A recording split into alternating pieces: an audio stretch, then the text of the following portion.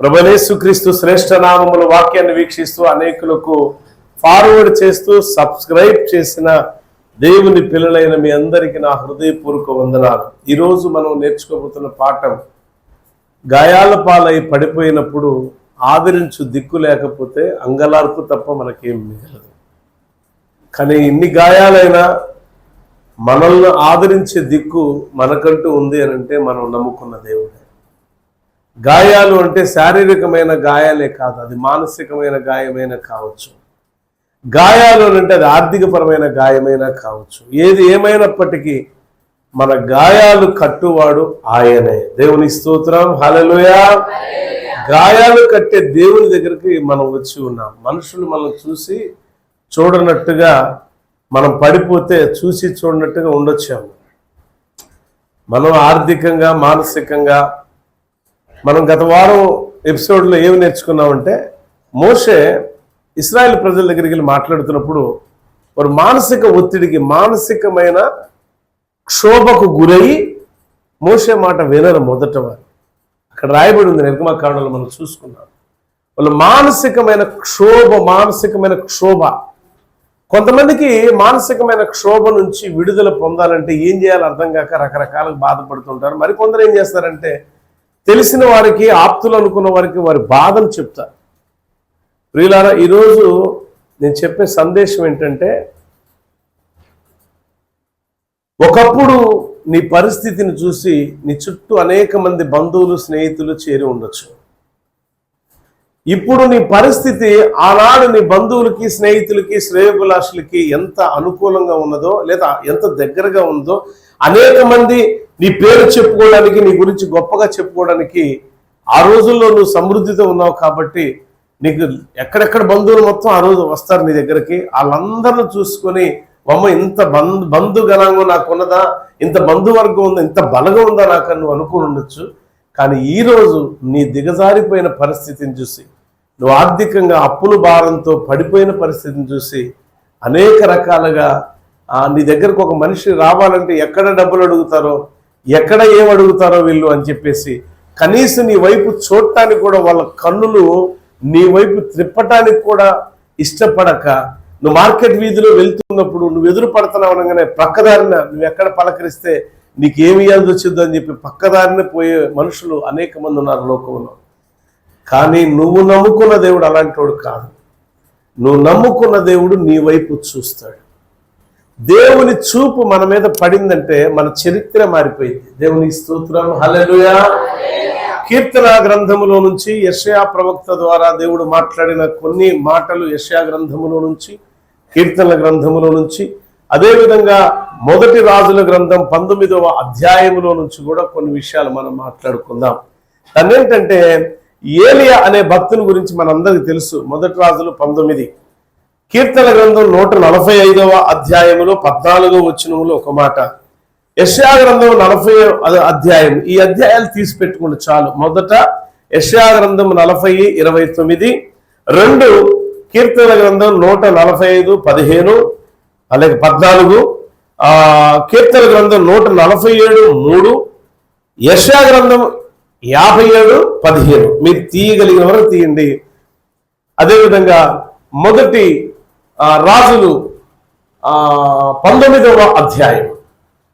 ఇవే రెఫరెన్స్లు అనేది రాసి పెట్టుకోండి. 1 by 1 చదువుతూ ఉంటే చాలు.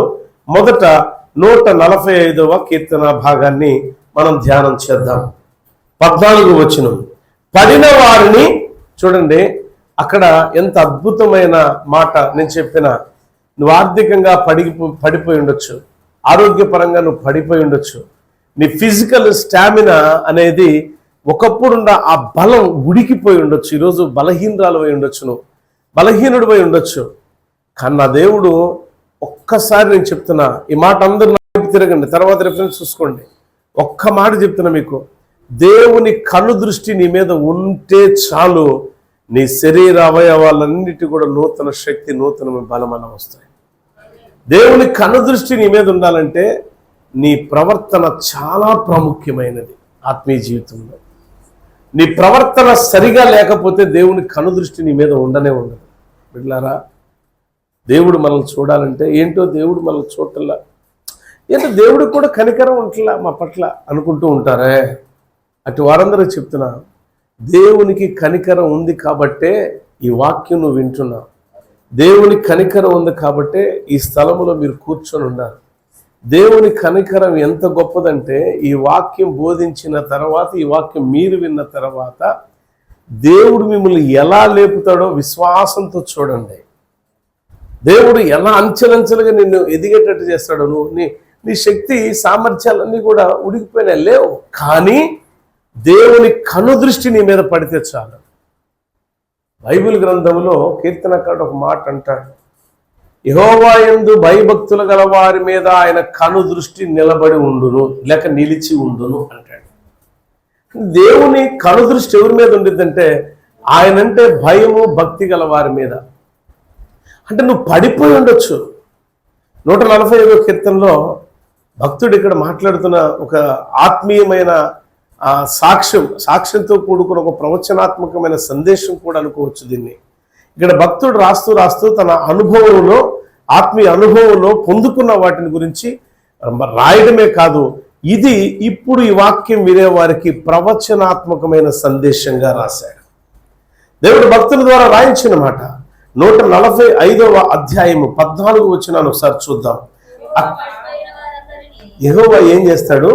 స్వయంభవుడైన మహా గొప్ప దేవుడు చేయగలిగిన కార్యం ఏంటంటే, పడిపోయిన వారందరినీ, వాళ్ళ ఇళ్ళని లేదు, వాడు నల్లోడా తెల్లోడని కాదు, పడిపోయిన వారిని, పడిపోవచ్చున్న వారిని, ఇంకో చోట పడిపోయిన వారిని అని కూడా అంటాడు. అది కూడా చెప్తాను నేను మీకు. ఏం చేస్తాడంట? పడిపోవచ్చున్న వారిని ఏం చేస్తాడు? ఉద్ధరించడం అంటే ఏంటి? ఏదో ఒకటి చెప్పండి. యెహోవా పడిపోవు వారినందరినీ ఉద్ధరించువాడు, బలపరచువాడు, శక్తినిచ్చువాడు.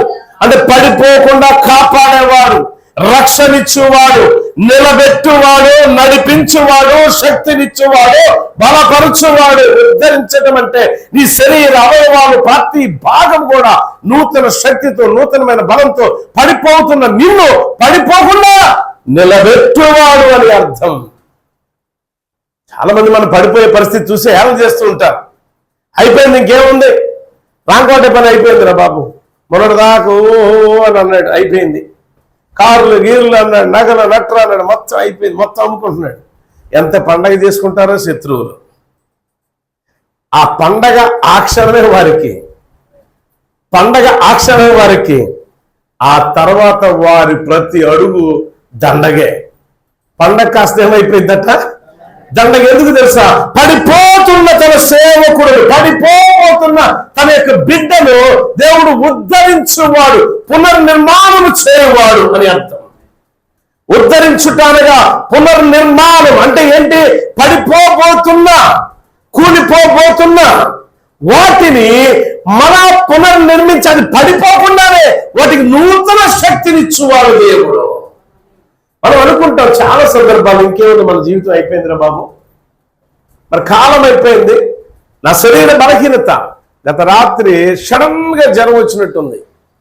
సడన్ గా మా కోళ్ళకి చెప్పా, దన నీరసంగా ఉందిరా వెంటనే మజ్జిగ చేసి ఇచ్చింది, తాగా. తర్వాత పాప అజయ్ వచ్చాడు. అజయ్ వచ్చి నిజంగా దేవుడిచ్చిన కుమారుడే నాకు. నేను ఎంత బలహీనంగా ఉన్నట్టు వాడు తట్టుకోలేడు. వచ్చేవాడు చేయాలి, నాకు నన్ను ఎట్టే నిలబెట్టాలి అట్ట అనుకుంటాడు. ఎంతగా అసలు నేను లేచి నిలబడి తర్వాత బాగుంది నాన్న అన్న దాకా మనసు కుదిరిపడి ఉండదు. అట్లా వచ్చిన తర్వాత కాస్త నాకు మసాజ్ చేసి కాళ్ళు నువ్వు ఆయిల్ రాసి నన్ను నిలబెట్టిందాక ఆ బిడ్డ నాతో ఉన్నాడు. తర్వాత నేను అనుకుంటా, బ్రహ్మా వాక్యం చెప్పేటప్పుడు ఎటువంటి బలహీనత నన్ను ఆవరించకూడదు, పడిపోతున్న నన్ను ఉద్ధరించేవాడు నీవే కదా. అంటే పునర్నిర్మాణము నా యొక్క శరీర అవయవాలకు దయచేవాడు నీవే కదా. పునర్నిర్మాణం అంటే తెలుసా? అది మళ్ళీ ఇది ఒక డౌట్ నాకు. అందుకని పునర్నిర్మాణం అంటే పడిపోయినట్టుని తిరిగి కట్టడం అంటారు. కానీ ఇక్కడ ఏంటంటే అసలు అది పడిపోకుండానే, అది కూలిపోకుండానే ఉద్ధరించడం అంటే మళ్ళా నూతనంగా కట్టుబడి కడితే, నూతనంగా మన అవయవాలు శుద్ధి, మన శరీర అవయవాలు ప్రతి నరములో, ఎముకలు, కండరాలు ఏదో ఒక బలహీనత ఉండేది కదా. అసలు బలహీనతే లేకుండా ఉంటే ఎంత యాక్టివ్ గా ఉంటుంది మన దేహం, అంత యాక్టివ్, దానికి రెట్టింపు యాక్టివ్ దేవుడు చేయగలిగిన వాడు. అర్థమైందన్నా? నా మాటలు అర్థమవుతున్నాయా మీకు? అంటే పడిపోబోతున్న వారిని ఏం చేస్తాడట? పునర్నిర్మాణం పడకుండా. ఈ మధ్యకాలంలో కొన్ని టెక్నాలజీస్ వచ్చినాయి. ఏంటంటే మొన్న ఈ మధ్య నేను టీవీలో కూడా చూసిన. ఏంట్రా అంటే, ఇది ఎప్పుడో నిర్మాణం చేసుకున్నానండి ఇల్లు, కానీ ఇల్లు ఇలానే ఉండాలా, కానీ ప్లేస్ మారాలి, ప్లేస్ కొద్దిగా జరగాలి అంటే కింద నుంచి ఏదో మిషనరీస్ పెట్టి ఇల్లు ఇలా ఇక్కడ ఉన్నది ఇల్లు ఇలా పెట్టేశారు. భలే ఉందా? సరే, ఏమైనా ఊగిందా, ఏమైనా కదిలిందా, ఏమైనా తొలిసిందా? కాదు, కొత్త కట్టిన ఇల్లులాగా తయారు చేశాడు మళ్ళీ దాన్ని. మరి మనిషి అలా చేస్తే దేవుడు ఎలా చేస్తాడు? మనిషి అలా చేస్తే దేవుడు ఇంకెలా చేయగలుగుతాడు? మనిషే ఈ స్థలము నుంచి మరొక స్థలములోనికి ఇల్లు రావాలి అనుకునే దాన్ని మార్పులు చేర్పులు చేసి అందంగా తీర్చిదిద్దగలిగినప్పుడు, దేవుని శరీర అవయవాలను, ప్రతి ఎముకను, ప్రతి కండరాన్ని, ఆ ప్రతి నరములో, ఆ నరములో ప్రవహిస్తున్న రక్త కణాలను ఎంత ఉజ్జీవంగా, ఎంత ఉత్సాహంగా, ఎంత సంతోషంగా, ఎంత ఆరోగ్యకరంగా దేవుడు ఉంచగలడు. చాలా ఆశ్చర్యం ఇది. వాక్యం పరిపూర్ణంగా చదువుదాం. 145వ కీర్తన 14వ వచనం. యెహోవా పడిపోయిన వారందరినీ ఉద్ధరించువాడు, కృంగిపోయిన వారందరినీ ఏందంట? కృంగిపోయిన వారిని ఏం చేస్తాడంటే ఈయన? పడిపోయిన వారినేమో, పడిపోతున్న వారిని, పడిపోయిన వారినేమో నూతనంగా నిర్మిస్తాడు. కృంగి ఆత్మీయంగా, శారీరక, మానసిక కృంగిపోయిన వారినేమో దేవుడే చేయబట్టుకుని లేపుతాడు. 147వ కీర్తన ఇంకో మాట చూడండి ఒకసారి. 147వ కీర్తన 3వ వచనం. ఏం చేస్తాడంటే ఈయన గుండె చెదిరిపోయిన వారిని ఈయన అంటే ఏం చేస్తాడు? దేవుని పని ఏంటంటే బాగు చేసే పని. మనుషుని యొక్క ఆలోచన, సాతాను ఆలోచన, సాతాను కుయుక్తులు ఎలా ఉంటాయంటే చెడగొట్టే పని వాడిది. వాడు దేవుడు ఏం చేస్తాడు? నిన్ను బాగు చేస్తాడు. ఈ యొక్క ఆదివారము ఈ స్థలములో మీరు కూర్చోడానికి, వాక్యం వీక్షిస్తున్న మీకు దేవుడిచ్చిన గొప్ప సదవకాశం ఏంటంటే, నీ గుండె చెదిరిపోయిందా ఉన్న పరిస్థితులను బట్టి? ఇంకేమిలా, నా బతుకు అయిపోయింది. ఒకప్పుడు ఎలా ఉండేది తెలుసా? కొంతమంది అక్కలు, కొంతమంది చెల్లెళ్ళు, కొంతమంది తల్లులు చెప్తా ఉంటారు ఇళ్ళకి వెళ్ళినప్పుడు, అయ్యా ఒకప్పుడు మా ఇల్లు ఎలా ఉండేదంటే నిత్యం పాడి పంటలతో వర్ధిల్లుతూ ఉండేది. అలాంటి ఇల్లు ఈరోజు పాడుపడిపోయింది నాయన. ఈరోజు కనీసం మా కూటికి కూడా జరగక, ఎవరిని అడుక్కోలేక నానా విధాలుగా బాధపడుతున్నామని కన్నీళ్లు మున్నీరు పెట్టుకునేవారు అనేక మంది ఉన్నారు. కానీ నా యేసయ్య ఒక అద్భుతమైన మాట మీ కొరకు సిద్ధపరిచాడు. అదేంటంటే 37వ అధ్యాయంలో 23-24 వచ్చిన కీర్తనల గ్రంథం 37:23-24లో ఆయన ఏమంటాడంటే, ఇంతవరకు చదువుకున్నాం, తర్వాత నెక్స్ట్ చేసి పడిపోయినను ఆమేన్ హల్లెలూయా. అంటే పడిపోయినా సరే నీ ప్రవర్తన బట్టి, నీ నడకను బట్టి, నీ ప్రవర్తన బట్టి, నీ ఆలోచన బట్టి, దేవునికి నీకున్న మంచి అటాచ్మెంట్ని బట్టి, ఆత్మీయ బంధాన్ని బట్టి లోకులందరూ అనుకుంటారు నేను పడిపోయావు ఇక నువ్వు లెగవని. బెతస్దా కోనేటి దగ్గర 38 సంవత్సరాల నుంచి పడిపోయిన వారిని అందరూ చూస్తూ ఉన్నారు. యోహాను సువార్త 5వ అధ్యాయంలో రాయబడిన ప్రకారం ఆ కోనేటి దగ్గర పడిపోయిన వాడిని రోజు జనంతో, వీడి బతుకు మారదనుకుంటా, వీడి స్థితి మారదనుకుంటా, వీడికి నూతనమైన బ్రతుకు రాదు, పడిపోయినట్టే ఉన్నాడు. ఎంత దరిద్రుడండి వీడు! ఇప్పుడా 38 ఏళ్ళు, అరే నువ్వు పుట్టక ముందు నుంచి పడిపోయాడు వీడు. ఇప్పుడు నీకు 35 సంవత్సరాలు వచ్చినాయి బిడ్డ, నువ్వు పుట్టక ముందే వీడు వచ్చాడు ఉండాలి అని కొడుకులకు కూడా తల్లిదండ్రులు చెప్పుకుని దినాలు ఉండొచ్చు బహుశా. అయినా సరే 38 సంవత్సరాలు నిరీక్షణ ఫలం కొరకు ఎదురు చూస్తూ ఉన్నాడు ఆ వ్యక్తి. 38 సంవత్సరాలు ఎవరన్నా చూడగలరా? బైబిల్ గ్రంథంలో 16 సంవత్సరాలు చూసిన వాళ్ళు ఉన్నారు, 12 సంవత్సరాలు చూసిన వాళ్ళు ఉన్నారు, 35 సంవత్సరాలు చూసిన వాళ్ళు ఉన్నారు. కానీ మనం చూడగలుగుతామా? 18 సంవత్సరాలు చూసిన వాళ్ళు కూడా ఉన్నారు. మనం చూడగలుగుతామా అంటే లే. మనకు ఆ నిరీక్షణ ఉందా అంటే లేదు. మనకి ఏం కావాలంటే ఇప్పుడు ప్రార్థనకు వచ్చే కాబట్టి ఇప్పుడే ఇంటికి వెళ్ళంగానే ఏమైపోవాలా? మన పరిస్థితులన్నీ కూడా మారిపోవాలి. కానీ ఇక్కడ దేవుడు ఏమంటున్నాడంటే ఈ 23, 24 వచనాలు మరొక్కసారి చదవమ్మా. వాళ్ళు బతుకంతా మారరు, ప్రవర్తనలో మార్పు ఉండదు. ప్రతి ఒక్కరు కూడా ఒక పిల్లని ఇవ్వాలంటే ఒక వ్యక్తికి అడే ఎలా అంటాడు, అమ్మో ఆడా అనగానే ఇక్కడ డౌట్ వచ్చింది. అసలు అడు ఏం చెప్పబోతున్నాడు వినరు. అమ్మో వాడా అనగానే ఏంటి అంత పనికి ఉన్నాడు అని డౌట్ వచ్చింది. వాడా, అమ్మో వాడా, వాడికైతే అసలు పేరే పెట్టి పని లేదండి అనగానే ఓరి నాయన నువ్వు అమ్మో వాడా అనగానే అయిపోయింది. నేను ఎక్కడికో వెళ్ళిపోయింది, ఆలోచన ఎక్కడికి వెళ్ళిపోయింది. హరిబాబు పిల్లలు వేయాలనుకున్నప్పుడు హరిబాబా, అమ్మో హరిబాబా పూర్తిగా వెళ్ళా. హరిబాబు మంచోడు అందుకని భవన్ ఇచ్చేద్దాం కదా అనుకోని ఉంటారు. హరిబాబు నువ్వు మంచోడు వెళ్ళే నీకు మాట్లాడతా కదా అలా అనుకుంటారా లేదమ్మా? ఒక పిల్లని ఇవ్వాలన్నా లేదా ఒక పిల్లని మనం తెచ్చుకోవాలన్నా, మన ఇంటికి అల్లుడిని తెచ్చుకోవాలన్నా, మన ఇంటికి కోడలు తెచ్చుకోవాలన్నా ఎన్ని చూస్తాం మనం? ఎవరన్నా పొరపాటున అమ్మో అనగానే మనం ఎక్కడ పడిపోతాం. అక్కడే మరి పడిపోవద్దు. అసలు ముందు ఏం చెప్పబోతున్నాడు నేను వాడికైతే నేను చెప్తున్నాగా, కరుణాకైతే అసలు పేరు పెట్టే పనే లేదు, ఇవ్వచ్చు పిల్లని. మొన్న అడిగారు నన్ను పిల్లని ఇవ్వడానికి ఒకళ్ళు, ఆడికైతే ఇచ్చేసేయచ్చు అన్నా నేను. ఆ పెళ్లి కలిసి ఎట్ట ఉట్టి పడుతున్నా. ఆడపిల్ల సిగ్గుతో తలంచుకున్నాడు చూసావా? అది వాడి క్యారెక్టర్. దేవుని స్తోత్రం, హల్లెలూయా. తొందరగా పెళ్లి కూతురు వచ్చును గాక. ఆమె వాళ్ళ అమ్మందో లేదో. హల్లెలూయా. దైవభక్తి కలిగిన కుటుంబం నుంచి బిడ్డలు రావాలి. ఎందుకు తెలుసా? డబ్బు లేకపోయినా పర్లేదమ్మా, డబ్బు లేకపోయినా పర్లే. దైవభక్తి గొప్ప ఐశ్వర్యాన్ని తెచ్చింది. గుర్తుంచుకోండి ఈ మాట. డబ్బునే చూసేవనుకో సమస్త విధాలైన కీడులు వస్తాయి మనకి. ఇంటికి అల్లుడిని తెచ్చుకోవాలన్నా కుమారమ్మ రేపు పొద్దున ఏం చూడాలా? మాకేముంది ఒకప్పుడు, మాకేం లేదు. దైవభక్తి తప్ప మాకేదీ లేదు. అదే మా ఆస్తి. వాళ్ళ జీవితం అంతా కూడా అదే నడకుండేది, వాళ్ళ ప్రవర్తన కూడా అలానే ఉంటుంది. అది దేవునికి ఆనందకరంగా ఉంటుంది. దేవునికి స్తోత్రం, హల్లెలూయా. మన నడక కానీ మన ప్రవర్తన కానీ దేవునికి ఆనందకరంగా ఉండాలి. మనుషుల కొరకు, మనుషుల మెప్పు కొరకు మనం బ్రతకొద్దామా? దేవుని మెప్పు కొరకు బ్రతకాలి. దేవుని మెప్పు కొరకు బ్రతికే వ్యక్తులు ఎలా ఉంటారంటే, ఒకవేళ 7 సార్లు పడిపోయినా మళ్ళా తిరిగి లేపబడతారు. సామెతల గ్రంథంలో ఉంటుంది కదా ఈ మాట. సామెతల గ్రంథంలో ఏముంటుంది?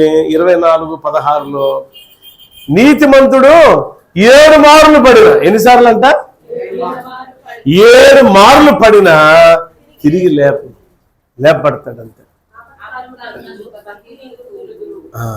చూడండి, నీతిమంతుడైతే లేపబడతాడు అంటే ఇక్కడ ఏంటంటే పడిపోయిన వారిని లేవనెత్తువాడు అంటే ఎవరిని లేవనెత్తుతాడు దేవుడు? నీతి కలిగిన ప్రవర్తన జీవితం కలిగిన వాడిని. అందుకే ఏలియాని మనం చూస్తే, ఏలియా చూడండి దేవుని యొక్క మహాశక్తితో నింపబడి ప్రార్థన చేసి ఆకాశము నుంచి అగ్నిని ఆజ్ఞాపించగా పరలోకం పట్టణం నుండి బయలుదేరి అగ్ని దిగి వచ్చింది. ఆ యొక్క దహన బలులు దహించి వేసినప్పుడు సుమారు 400 మంది ప్రవక్తల్ని ఆయన సంహరించి ప్రాణ భయంతో బిక్కుబిక్కున పరిగెత్తుకుంటూ వెళ్ళిపోయాడు. అక్కడక్కడ దాక్కుంటా బదరే వృక్షం కింద అలిసిపోయి అరణ్యములో ప్రయాణం, ఒక దినమంతా ప్రయాణం అంతా వెళ్ళి ఆ బదరి వృక్షం కింద పడుకోగానే అప్పుడు ఎక్కడ ఏ భయంతో అంటే ప్రాణ భయంతో దేవుని దూత వచ్చి ఏలియాని లేపి బలపరిచింది. అంటే ఏమైపోయాడు? ఈయన పారిపోవడానికి బలహీనుడైపోయాడు. తన ఆత్మీయ జీవితంలో పడిపోయాడు. రోషం పౌరుషం కలిగిన సేవకుడు పడిపోయాడు. అక్కడ రోషం పౌరుషంతో పరలోకము నుండి అగ్నిని ఆజ్ఞాపించగా దిగి వచ్చిన ఆ సేవకుడు ప్రాణ భయంతో పరిగెత్తి మరలా తిరిగి దేవుని సన్నిధిలో బలపరచబడ్డాడు. దేవుని స్తోత్రం, హల్లెలూయా. కారణం ఏంటంటే నీతియుక్తమైన ఆయన ప్రవర్తన, నీతియుక్తమైన ఆయన నడవడి దేవునికి అంగీకారంగా ఉంది. కాబట్టే పడిపోయినా సరే దేవుడు మళ్ళా లేపాడు, మళ్ళా ఉద్ధరించాడు. మనం చదువుకున్నాం కదా 145 కీర్తన భాగం 14వ అధ్యాయంలో 14 వచనం 145 14 వచనంలో ఏమి రాయబడింది? ఆయన పడిపోయేవారినట ఉద్ధరించువాడు. నేను చెప్పిన పునర్నిర్మించువాడు. పడిపోయిన వారిని ఏం చేస్తాడు దేవుడు? పునర్నిర్మిస్తాడు. అంటే ఎలాంటి బలాన్ని పొందుకున్నాడంటే తదుపరి ఏలియా పొందుకున్న బలం ఎటువంటిదనంటే ఆ ఆహారం పుచ్చుకున్న తర్వాత 40 రాత్రుల్లో 40 పగలు ప్రయాణం చేశాడండి. ఒక దినమంత ప్రయాణానికి సొమ్మసిల్లి పడిపోయినాడు. 40 రాత్రులు 40 పగళ్ళు 40 రాత్రులు 40 పగళ్ళు ఆయన ప్రయాణం చేసే అంత శక్తిమంతుడుగా మార్చివేయబడ్డాడు. దేవుడు తలుచుకుంటే నువ్వు పడిపోయిన వాడు పడిపోయిన చోట ఉండవు. ఒకసారి పడిపోయావా, ఓకే, నవ్వుతున్నారా, పర్లా. రెండోసారి పడిపోయావు, నవ్వుతున్నారా, హేళన చేస్తున్నారా, అపహాస్యం చేస్తున్నారా, నిన్ను చూసి అసహించుకుంటున్నారా, అయినా పర్లా. మూడోసారి పడిపోయావు, ఎవరిని గురించి పట్టించుకోవడం మానేశారు. కానీ నిన్ను పట్టించుకునేవాడు దేవుడే. ఇది ఇక్కడ కోల్పోకుండా ఉండవలసినది, నువ్వు లాస్ కాకుండా ఉండవలసింది ఏంటంటే విశ్వాసము, దానికి తగిన ప్రవర్తన జీవితం. ఆమేన్, హల్లెలూయా. విశ్వాసి అయిన వాడు, దేవుడంటే భయం భక్తి కలిగిన వాడు, ఆయన యొక్క నడత, ఆయన యొక్క ప్రవర్తన ఎలా ఉండాలి అంటే విశ్వాస జీవితంలో దేవునికి ఆనందకరంగా ఉండే రీతిలో ప్రవర్తించాలి. ఇక్కడ ఈ సమస్యలు పడిపోయి బదరీ వృక్షం కింద పడిపోయి మొదటి రాజుల గ్రంథం 19వ అధ్యాయంలో 4వ వచనం అనుకుంటా, 4వ వచనం ఒకసారి చదవండి. అక్కడ రాయబడిన మాట ఏంటంటే తాను ఒక దిన ప్రయాణం అరణ్యములోనికి పోయి ఒక బదరీ వృక్షము కింద కూర్చుండి మరణాపేక్ష ప్రాణ భయముతో యెహోవా నా పితరుల కంటే నేను పెద్ద ఎక్కువైనోడిని కాదు, ఇంత మటుకు చాలు అంటే ఈ బ్రతుకు ఇది చాలయా. ఏమంటున్నాడు ఇక్కడ ఏలియా? నా బ్రతుకు చాలు. ఎప్పుడు అంటారు ఈ మాట? ఏ మనుషుడైనా ప్రభువా నన్ను తీసుకో అనే పదం ఎప్పుడు వాడతారు చెప్పండి? మీరు బాగా అనుభవం కలిగిన వాళ్ళు కాబట్టి. ఆ దేవుడైనా నన్ను తీసుకోవట్లా. ఏ స్థితిలో అంటారు? బాధలు, ఆర్థికంగా పడిపోయో, శారీరకంగా ఆరోగ్యం క్షీణించిపోయో, మానసికమైన ఒత్తిడికి గురైపోయో, ఎక్కడైతే నువ్వు పడిపోయి ఉంటావో ఆ పడిపోయిన సమయంలో ఏలియా వంటి ప్రార్థన చేస్తావు, నన్ను తీసుకో ప్రభువా నువ్వు అని. అంటే ఏలియా ప్రార్థన చేయడం దేవుడు తీసుకోరా, నూతనంగా ఉద్ధరించాడు, పునర్నిర్మాణం చేశాడు తన శరీర అవయవాలని. ఒక్కరోజు ఒక దిన ప్రయాణం అరణ్యంలో ప్రయాణం చేయటం అనేది ఆషామాష కాదు. అరణ్యంలో పూల తోటలు ఉండవు, అరణ్యంలో చక్కగా పరుపులు ఉండవు నడవడానికి. ఆ మార్గం ఎలా ఉండిద్దంటే మాక్సిమం అరణ్యం అనేది కొండలు గుట్టలు లోయలే, ఎత్తు పల్లాలతో కూడుకొని ఉండేది అరణ్య మార్గం అంటే. ఎన్నో రాళ్ళు రప్పలు ఉంటాయి, ఎన్నో విష సర్పాలు ఉంటాయి, ఎన్నో రకాల విష జంతువులు, విషాన్ని వెళ్ళగక్కే మొక్కలు కూడా ఉంటాయి, ముళ్ళులు కూడా ఉంటాయి. అలాంటి పరిస్థితుల్లో ఒక రోజు 24 hours ఆయన నడిచాడండి. నడిచినాడు, అరే భలే నడిచానే చిందులేస్తాడా? సొమ్మసిల్లిపోతాడు. ఆహారం లేదు, నీళ్లు లేవు, ప్రాణ భయంతో ప్రాణాన్ని అరచేతిలో పెట్టుకొని పరిగెడతాం ప్రారంభించక ఇక ఓపిక లేక సొమ్మసిల్లిపోయి ఆ బదరీ వృక్షం కింద కూర్చొని అంటున్నాడు కదా, ప్రభువా ఇంత మట్టుకు నాకు చాలు, ఇక నా ప్రాణమును తీసుకో. అంత బలహీనుడను బలపరిచింది ఎవరు అనంటే ఆయన నమ్ముకున్న రోషం కలిగిన దేవుడు. ఈరోజు బలహీనరాలు నువ్వు అనుకుంటున్నావు, నీ చుట్టుపక్కల వాళ్ళందరూ అనుకుంటున్నారు, నీ అనుకున్న వాళ్ళందరూ కూడా నా నా నా ప్రేమించిన వాళ్ళందరూ కూడా నీకు దూరం అయిపోయి నువ్వు బలహీనరాలు అని, ఎందుకు పనికిరాని దానివని, నీ దగ్గర ఏమీ లేదు అని చెప్పేసి నిన్ను దూరం పెట్టేశారా? అయితే నా దేవుడు నిన్ను దూరం పెట్టడానికి సిద్ధంగా లేడు, పడిపోయిన నీ స్థితిని లేవనెత్తడానికి సిద్ధంగా ఉన్నాడు. ఆమేన్, హల్లెలూయా. ఎంతమంది ఇక్కడ కూర్చున్న వాళ్ళల్లో నీ ఆర్థికంగా నువ్వు బాగా చితికిపోయినప్పుడు ఒకప్పుడు 10 మందికి ఇచ్చే చేతులు ఇవి, కానీ ఈరోజు ఆ చేతులు ఇచ్చే చేతులుగా లేక ఎవరిస్తారా అని సహాయం కొరకు అర్జించే చేతులుగా నీ ఉన్నాయనుకో, నీ మనసు ఎంత నలిగిపోతూ ఉండిద్ది, నీ గుండె ఎలా చెదిరిపోయి ఉండిద్ది, ఎంత కన్నీరు పర్యాంతమై ఉంటావు నువ్వు ఒకసారి ఆలోచించు. కానీ నీకు ఎవ్వరు లేరని నువ్వు అనుకోబాక, ఈరోజు ఈ వాక్యం చెబుతుంది, అమ్మా నా అక్క నా చెల్లి నా తోడబుట్టిన వాళ్ళకి చెప్పినట్టు మీకు చెప్తున్నా, నీకెవ్వరు లేరని నువ్వు అనుకోబాక, నిన్ను ఉద్ధరించే దేవుడు నీకు తోడుగా ఉన్నాడు, నిన్ను లేపటానికి దేవుడు సంసిద్ధుడై ఉన్నాడు. నీ నడకను చూశాడు, చక్కని ప్రవర్తన, ఆత్మీయ జీవితంలో నువ్వు ప్రవర్తించున్న ఆ ప్రవర్తన చూశాడు. ఆ చూసిన దేవుడు ఏం చేస్తాడు? 147వ కీర్తన భాగంలో మనం చదువుకున్నాం కదా, ఏం చేస్తాడంటే ఆయన గుండె చెదిరిన వారిని బాగు చేస్తాడన్నాడు. 35వ కీర్తన 23-24లో ఏమన్నాడు అని అంటే, 23-24లో ఏం చెప్తున్నాడు ఈయన అంటే, ఒకటి ఆయన ఒకని నడత యెహోవా చేతనే స్థిరపరచబడును, వాని ప్రవర్తన చూసి ఆయన ఆనందించును, యెహోవా అతని చేయి పట్టుకొని ఉన్నాడు కనుక అతడు నేలను పడినను, మళ్ళీ చెప్పండి, నేలను పడినను. అరే మనుషులు లేకపోవచ్చు, నిన్ను 38 సంవత్సరాల నుంచి ఏ మనుషులు సహాయం చేయలా, సంవత్సరాలు గడుస్తున్నాయి. ఒకప్పుడు నీ యొక్క ఆత్మీయ స్థితి ఎలా ఉంది, దినములు గడుచున్నాయి. నీ ఆర్థిక స్థితిగతులు, మానసిక స్థితిగతులు, శారీరకమైన దారుఢ్యం కలిగి బలమైన వ్యక్తిగా ఉన్న నీవు ఈరోజు బలహీనుడు వైపోయి అని కృంగిపోతున్నావా? వాక్యం చెప్తుంది, కృంగిన వారిని ఆయన లేవనెత్తువాడు. ఎవరంటిల్లో దేవుడు లేపేది ఎవరినంట? భక్తిహీనులు కాదు, ఆత్మీయ స్థితిలో అన్ని విషయాలలో నష్టపోయి కష్టపడి చెదరిపోయిన గుండెతో నలిగి కకావికరమైపోతున్న నీ బ్రతుకును చూసిన దేవుడు నిన్ను చేయి పట్టుకొని నేలను పడినా సరే నిన్ను పట్టుకొని పైకి లేవనెత్తువాడైనాడు. ఆ స్థితి ఎప్పుడు లేదా నీకు? నువ్వు అనుకోలేదు ఎప్పుడు? నన్ను పడిపోయినా నా ఇంకా చూస్తే దిక్కే లేదా అని నువ్వు అనుకోలేదా? దేవుడు ఇప్పుడు అంటున్నాడు, నీ దిక్కు దేవుడై ఉన్నాడు. ఇప్పుడు నీ అన్నదమ్ములు చూడకపోవచ్చు, 38 సంవత్సరాల నుంచి బలహీనుడై పడిపోయిన ఆ వ్యక్తిని అన్నదమ్ములు చూడలేదా? అక్కచెల్లు చూడలేదా? బంధువులు చూడలేదా? తోటి స్నేహితులు అనబడి వారు చూడలేదా? చూశారు, బట్ ఎవ్వరు ఏ సహాయం ఆయనకి చేయలే. అరే దేవదూత కదిలించినప్పుడు, నీళ్లు కదిలించినప్పుడు మొదట ఎవరైతే దిగుతారో వారు స్వస్థపడతారు కదా.